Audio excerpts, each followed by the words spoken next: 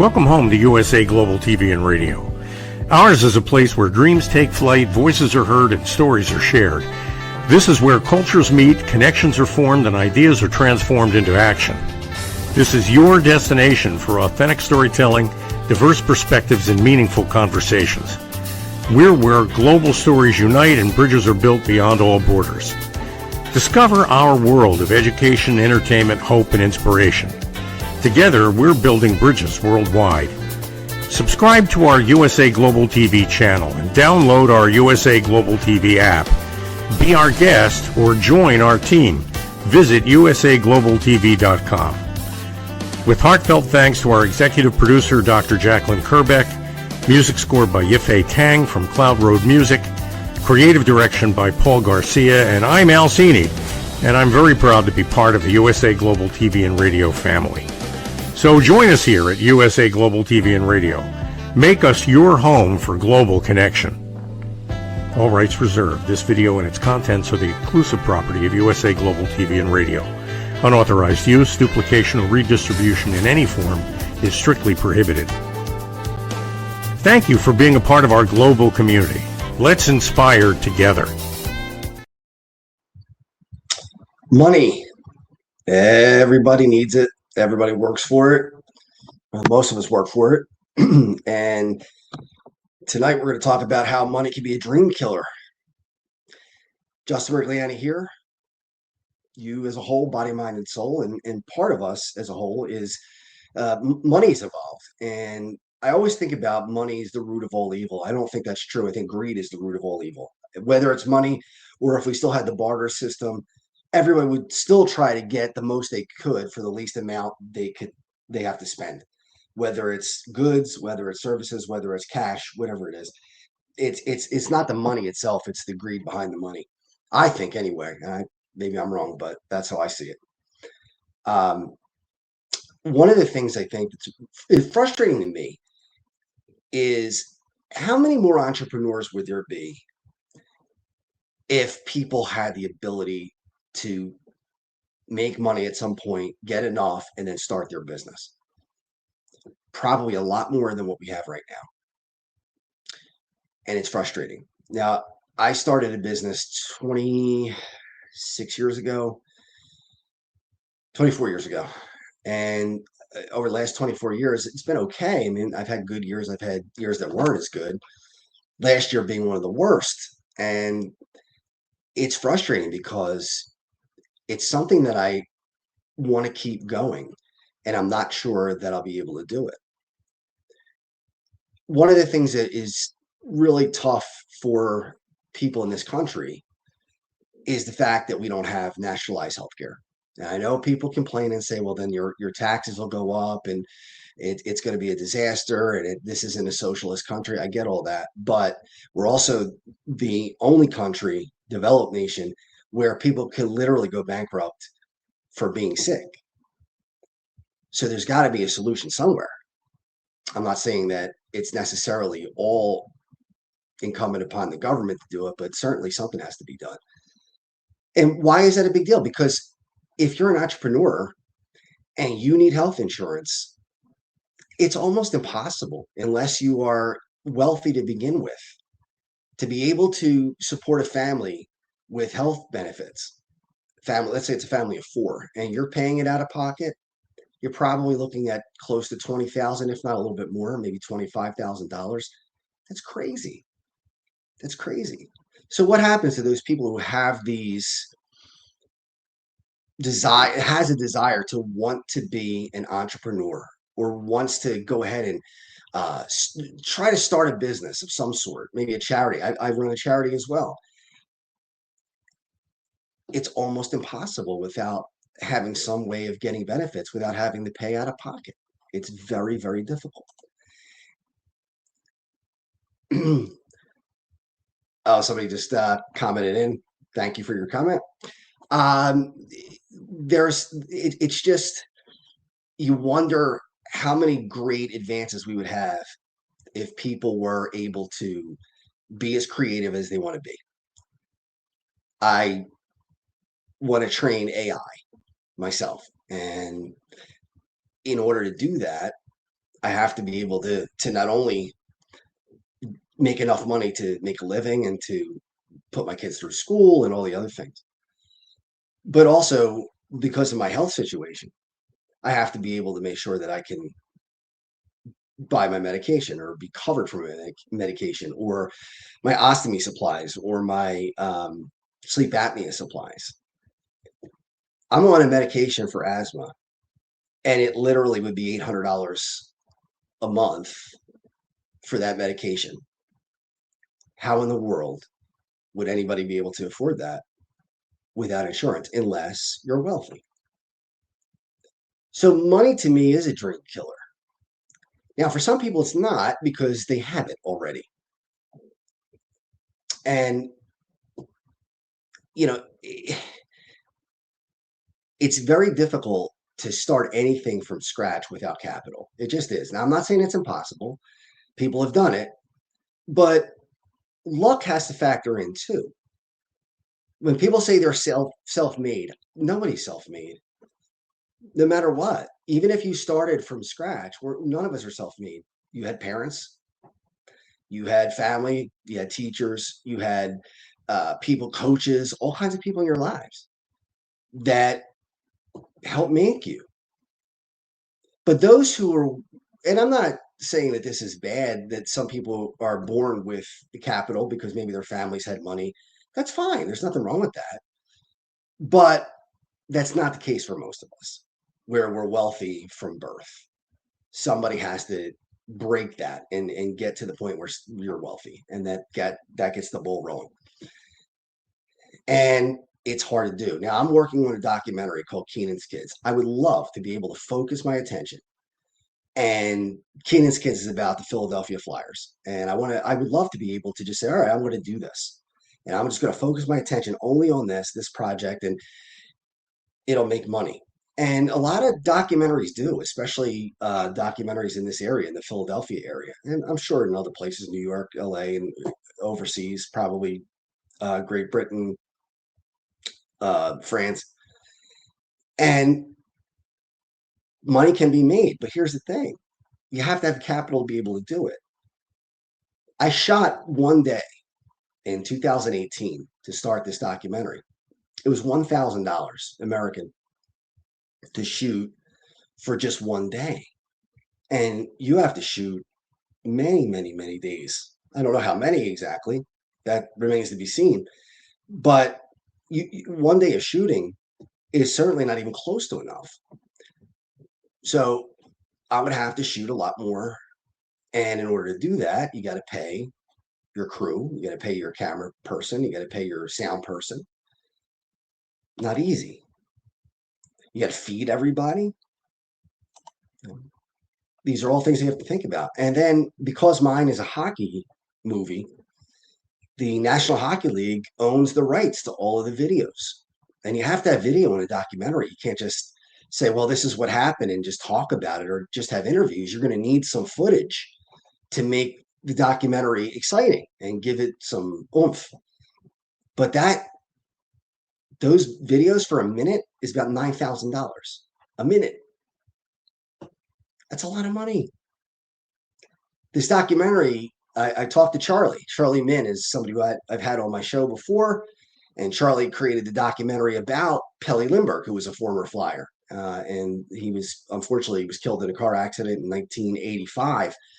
But Charlie did the film, and it cost him a ton of money. Now, he did make money on the back end. He paid for his expenses, and he's made some money. But you got to have the startup capital to be able to do it. And Charlie only had, I think it was a minute and 20 some seconds worth of footage that was well over $10,000. So in talking to Charlie, we discussed how much it would cost to do Keenan's Kids, and it looks like it would run about $100,000. Now, I got 2 kids. I have bills, obviously. I have to worry about retirement at some point in my life. I'm 51, so I got a little bit of time, but not a whole lot of time. It's going to come faster than I would hope, or faster than I would think it would. I'm sure I'll blink and then all of a sudden it'll be here. So I have to worry about all those things. And, a lot of people say, well, if you want something, you just do it, right? You put your mind to it, you get it done, you find a way. I get that, but you can't always. There are certain realities that uh, kind of get in the way, and one of them is having to support your family. I can't say to my kids, well, you know what, Daddy wants to make a movie, so sorry, you can't go to college. That doesn't make any sense. You can't do that. If I was single, and well, I'm single, but if I didn't have children, uh, yeah, I mean, I could take risks like that, and the only one who'd be affected is me. Well, you don't get to do that when you're a parent. You don't get to do that when people are relying on you. So, if money wasn't an object, would I be able to get this stuff done? Yeah, yeah, I do. I think I'd be able to get it done. And people say, well, why is it taking so long? People who knew that I started this in 2018, they wonder why. Why aren't you at least halfway through yet? Why is it just the trailer showing up? Why don't we have anything else? Because it takes a lot of money to do it. It takes time. Time is money. I can't not work to spend time creating a documentary. Now, unless that was my actual job, and it's not. So this idea that you just have to suck it up and get it done because you know that it's easy once you put your mind to it. It's just a discipline thing. That's not really true. And I just wonder how many people out there, and you can chat in if you want, how many people out there are as frustrated as I get when you can't try to live out a dream because money gets in the way or a lack of money gets in the way, however you want to look at it. That's a shame. Again, I wonder how many businesses we lose every year because people have to worry about the exorbitant cost of everything, especially again, health insurance. Now, health insurance is off the charts. I mean, I looked into it for myself as an individual, and you're talking close to $10,000, maybe 12,000 a year. It's a lot of money. So, what do we do to get around that? How do we find a way to let people be creative, innovative, do things that they want to do, and still be able to live and have a life where they can afford to um, feed themselves and their children and have money for retirement and pay for kids to go through school. These things are all obviously aspects of life that we have to make sure we're able to do. And it's getting harder and harder to do it. If you think that you're hearing my frustration, yeah, I am frustrated because uh, I don't like the fact that I can't be or do what I would like to do and make money because I don't have the capital to get that going. That's frustrating. I've talked to people before, and I'm sure anybody watching this has talked to people who say uh, either they or someone else will tell them, I do my job, but I really don't like what I do. I really don't like what I do, but I have to do it because that's the only way I can feed my family. That's the only way I can put my kids through school. That's the only way I can pay the mortgage or rent. That's the only way I can make a car payment. And I wake up in the morning and I'm not happy, but I have to do it. So I just go in and do it. That's probably the majority of people, which is frustrating again. I mean, it's sad that most of us will live our lives doing something that we don't really want to do, but we're chained to it. We have to do it. In my experience, most people fall into that category. I do know some people like Charlie and other people who are fortunate enough to be able to afford to put their mind to something they love and just do it and then make enough money to live off that. That's great. And I don't begrudge anybody. I'm happy for Charlie. I'm happy for anybody who's able to do that. It's great. That's something that is exciting. To be able to say, I love my job. I love what I do. I make enough money to be comfortable. I'm not struggling. I'm not paycheck to paycheck.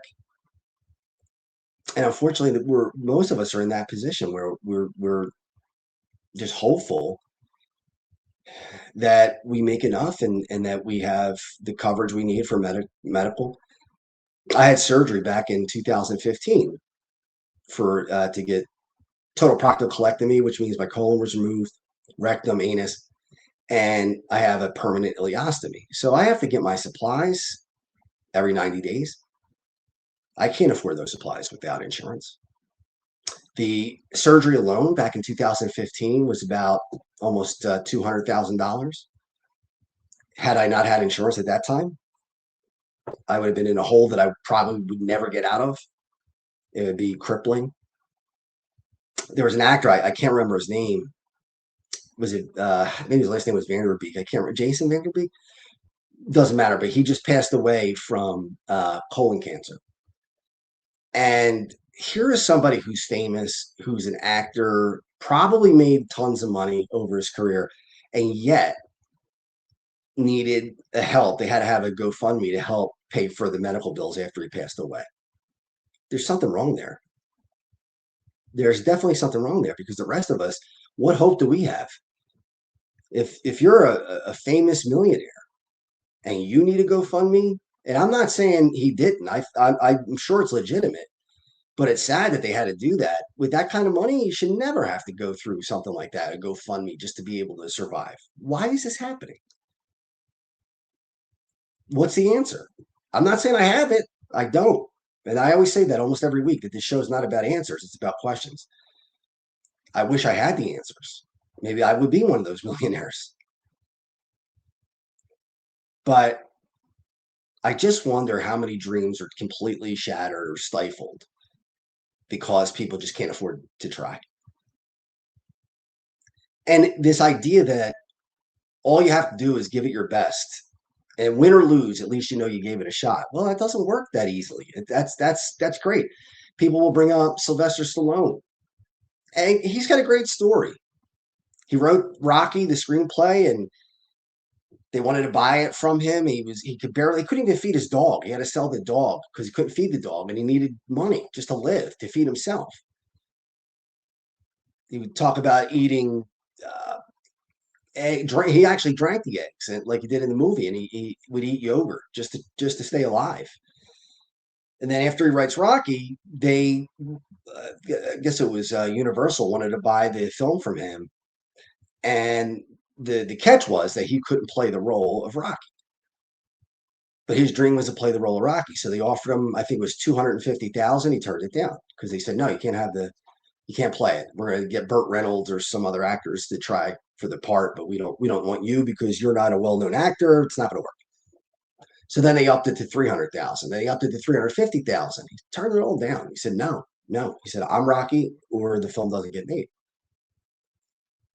Was he successful? Absolutely, because he got to be what he wanted to be. His dream came true. He got to be Rocky. He got the film made.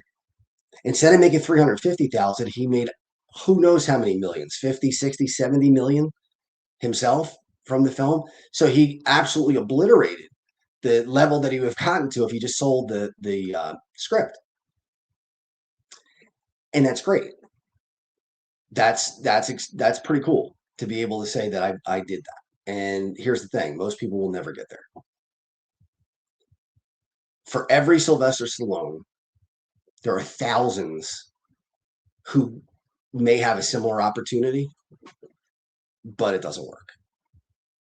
Now, what's the difference between Sylvester Stallone and the people who fail? A lot of it's luck. The right people at the right time, knowing the right people to help you develop your dream, being able to gamble like that without potentially hurting other people in your life. He was single at the time, young guy in his 20s. If you make a mistake, so what? You can come back from it. Well, when you're 50s or even 40s, and you have kids and you have a house and you have a family and all these other things, no, you can't just gamble like that because you're not just gambling for you, you're gambling for everybody else. And it's just not feasible. And I've heard famous people say, well, you have to be able to take risk. So whatever it takes, Take the money out of your children's college fund, get into your retirement money, whatever it takes. Well, yeah, for them, they're already rich. They already made it. It worked for them. I guess they assume that everybody will be as lucky. Doesn't work that way. It just doesn't. I wish it did. Then all of us would be able to do what we wanted to do.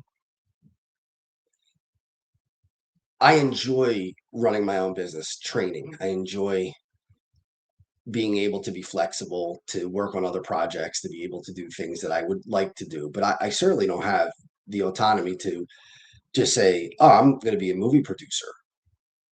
I wish I did.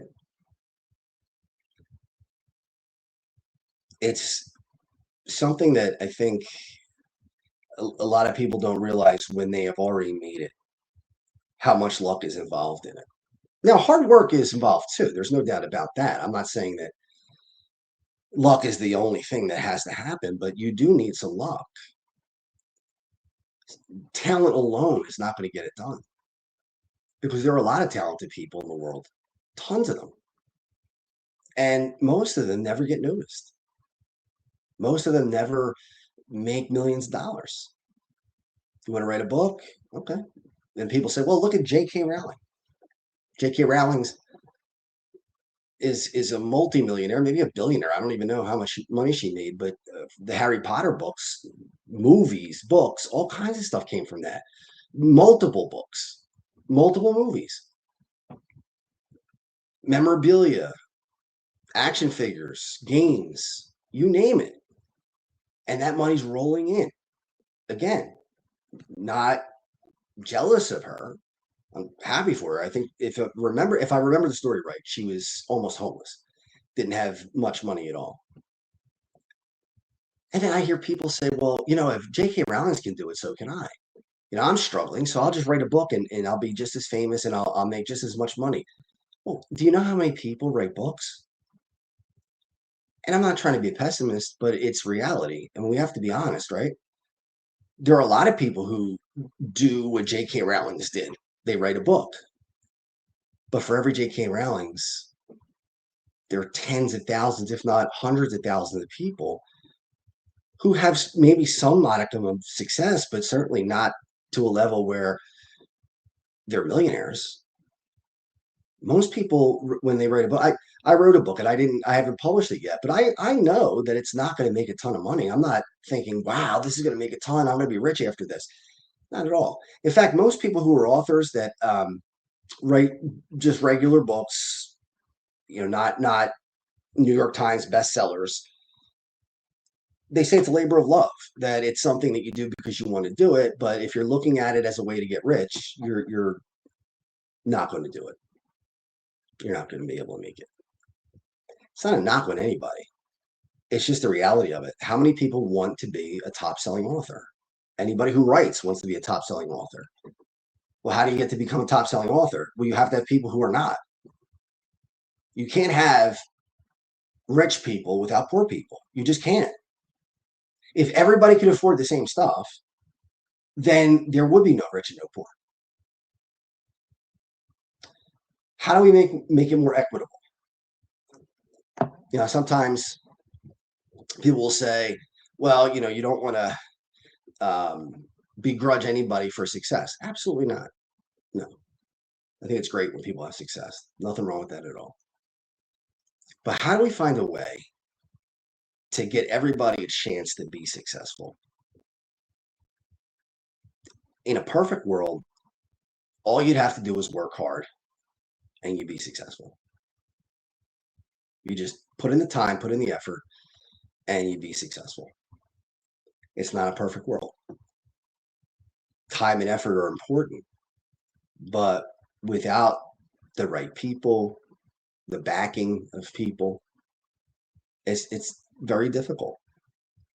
That's why I say there's no self-made person. We all have help along the way in some way or another. I remember being a kid and people would say, well, you could be whatever you want to be. You could be whatever you want. If you just put your mind to it, you'll be whatever you want. That's not true. It's not true. You have a chance to be what you want to be, but that doesn't mean that you're going to. I wanted to be a professional hockey player. I was not good enough.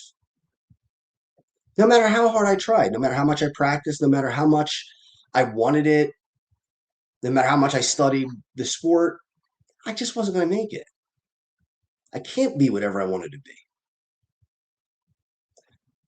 My hope is that I will be able to do things that are productive, that make the money I need, and be things that I enjoy.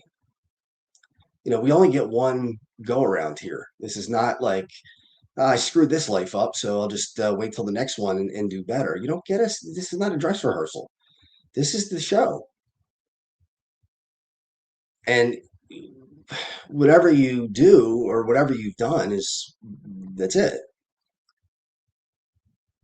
So I want to make the most out of the life that I have. And I hope I have a lot more time. I don't know how much more time I have, but certainly more than half is gone. I'm not going to be 102. I know that. But if I have another 40 years left, I want to make them fun. I want them to be exciting. I want them to be something that I want to look back and say, hey, I really enjoyed that. I've gotten better at looking at the present. Somebody told me recently that the past is the past, the future is the future, but the present is a gift today. That's why they call it the present. I think it's pretty cool. And there's Claire. Hey, Claire. Claire here every week, so I really appreciate the support. Claire is another example of somebody who does something they love to do. She's an MRI tech, and she really enjoys doing that. And she works grueling hours, 12-hour shifts, several days a week. She's on call at night, but she enjoys her job. She likes what she does. So even though it's grueling and it's hard, she gets some joy out of it.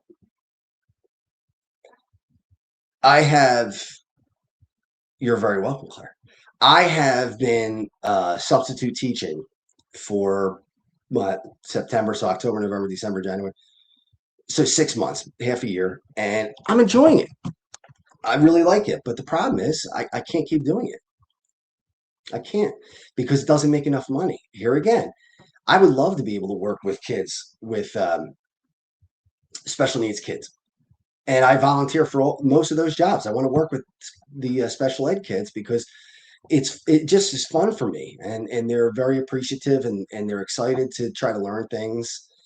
And in a lot of ways, even at 5, 6 years old, they still have their babies really because they're so young and they have some issues that they need to get through.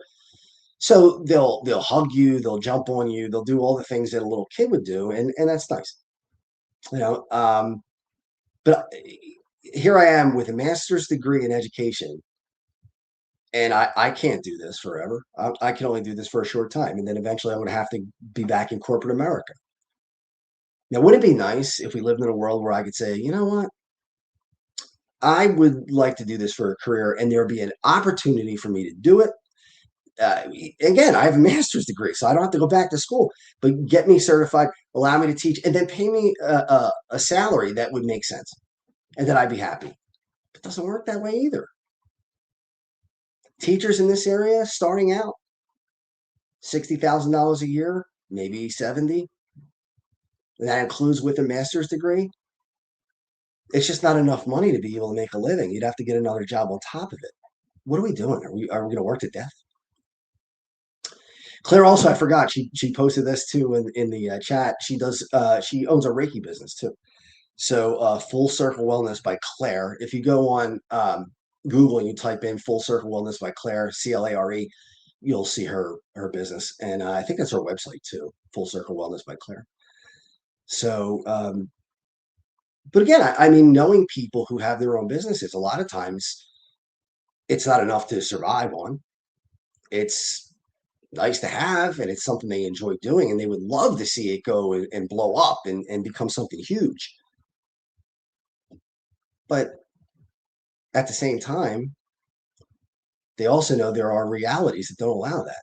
They got to eat, they got to feed their children, they have to get ready for retirement, car payments. I said them before, all the things that everybody has to worry about. And then where do you find the time to try to cultivate your business? If you work 50, 60, 70 hours a week, how are you going to find the time to cultivate your business? How are you going to find the time to grow it? How are you going to have time to investigate things that you need to investigate? Running a business is not easy. It's not something that you just do as a hobby. But for most of us, that's what it turns out to be. It's a hobby because we just can't afford to live off of it. So what is the answer? Where do we go? I mean, how do we figure this out? How do you follow your dreams when you have the weight of the world coming down on you at the same time? And we all have it, unless of course you already are wealthy. One thing that I've seen in my experience anyway, the most generous people tend to be the ones with the least. The people who have the least seem to give the most. It's not always true. There are some very philanthropic people who are millionaires, billionaires, and that's great. But in my own experience, it seems like those who have the most give the least, and those who have the least give the most. I think about my grandmother, my father's mother, who would feed the entire neighborhood with money she didn't have. People would come over, and she was a single mother when my grandfather passed away, and she gave out of the very little that she had. And then I see people who have a ton of money and they just don't give it up. I always say I wish, and I pray about this. Please let me find a way to be extremely wealthy because I would be able to make a lot of people happy, myself included. I would get what I wanted. If I was a multimillionaire, I would buy the car I wanted. I would get the house I wanted. I wouldn't cheat myself, but man, friends and family, I'd pay off their mortgages. I'd put their kids through school. Why not? If somebody came to me and said, listen, I want to create a documentary. I want to start a business. I want to start a bakery. I want to do whatever it is. Will you back me? I mean, provided they're serious and provided they're gonna work at it. Yeah. What's the harm? Now it depends on how much money you have. But if you have, let's say, let's use a huge number, $100 million. If you blow 50 of it, half of it, you got 50 million left. What are you gonna do with $50 million?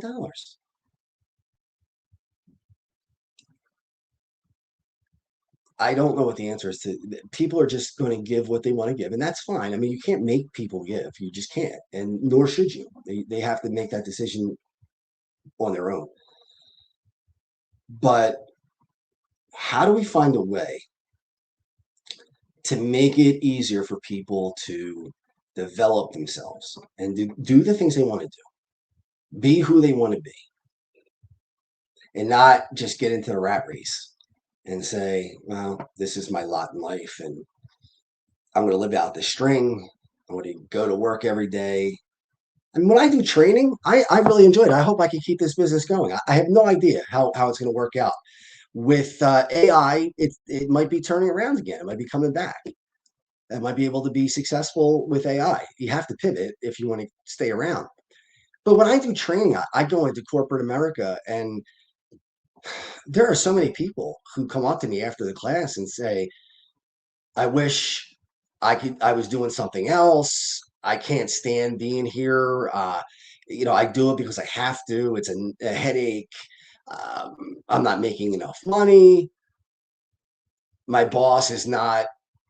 That's one thing that we got to work on, teaching people leadership skills. Oh my goodness. I'm sure it's the same around the world, but at least in my experience in corporate America,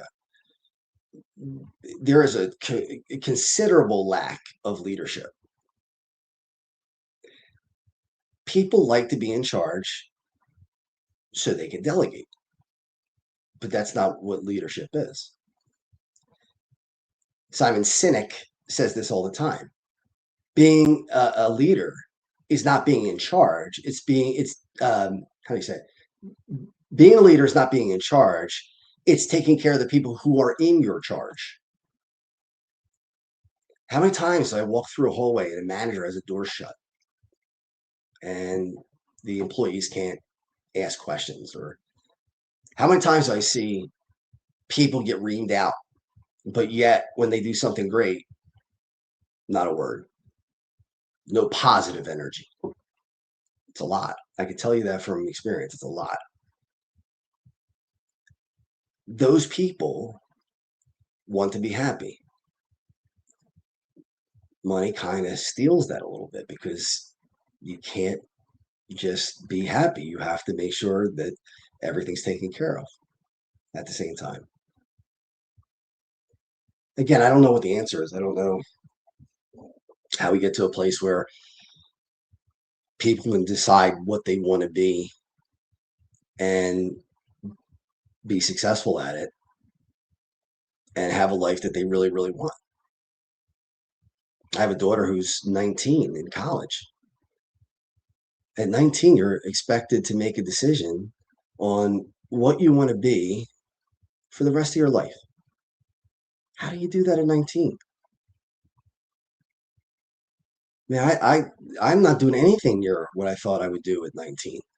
I wanted to be a sports talk host on the radio or TV, and I went to school for communications.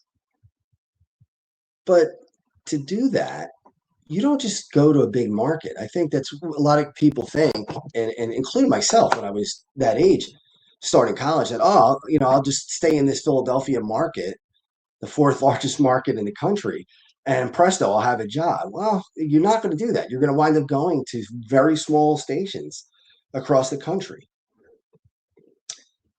places that you probably have never heard of before. You apply for those jobs, and you probably get jobs that are overnight for very little pay. You probably have to work another job during the day just to stay alive. And I had to ask myself, is that life worth it? Now, I have friends who went for that. That's their decision to make, and they went for it.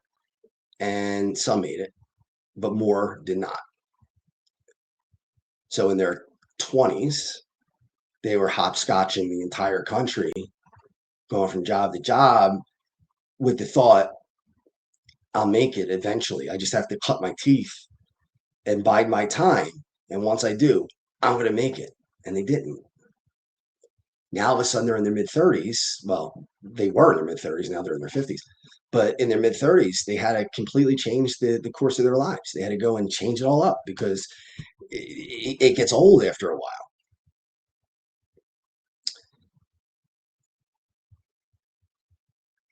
I wish there was a way that everybody could decide what they wanted to be and had the means to be able to do it. How much do we lose by not having people able to give us their best? I wonder, would we have better technologies? Would we have more choices for what we want to buy for food, for cars, for furniture? I think we would. There are a lot of smart people out there who work really hard, but just can't get it done. I'm one of them. Who knows? Will I be successful with the film? I don't know, but do I think the odds are high that I'll be successful with the film? And it's not being pessimistic, but the answer is no. The answer is no. The only way that it's going to happen is getting the capital to be able to do it. I can't manufacture money. People have to look at the trailer, people who want to invest and say, all right, this is worth investing in. If they don't, there's not much I can do. Even doctors, right? Or dentists, they want to start their own office. They want to start their own practice. Lawyers who want to start their own practice. How many are able to do that right out of school? Probably not many. Maybe some. But for all those who do it, there are hundreds, if not thousands, that can't. And these are educated people, doctors, lawyers, dentists.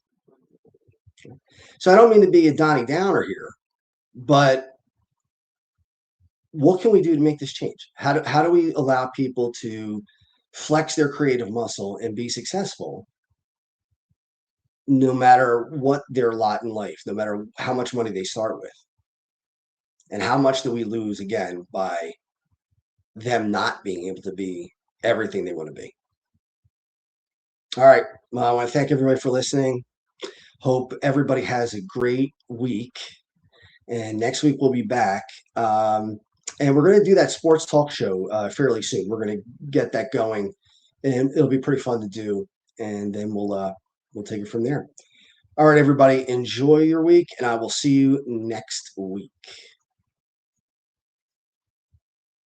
Thank you, viewers and listeners of USA Global TV and Radio, for joining us today. We're honoured to have your time and attention as part of our global community. At USA Global TV and Radio, we believe in the power of authentic conversations, meaningful connections, and creating a world of possibilities together. Want to be part of something bigger? Join our team of elevated listeners at usaglobaltv.com, a space where your voice matters and your ability to listen transforms relationships. Stay connected with us across all our platforms for thought-provoking discussions, expert insights, and empowering stories. Subscribe to our channels at youtube.com/c/USA Global TV. Follow us on social media and explore the endless opportunities we're creating for growth, learning, and inspiration. Together, we're not just broadcasting. We're building bridges and changing lives, one conversation at a time. For inquiries, contact us at info@usaglobaltv.com.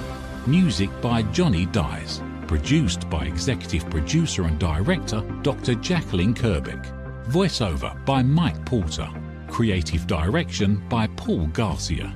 All rights reserved. Copyright 2025. Visit usaglobaltv.com to view our full terms and conditions.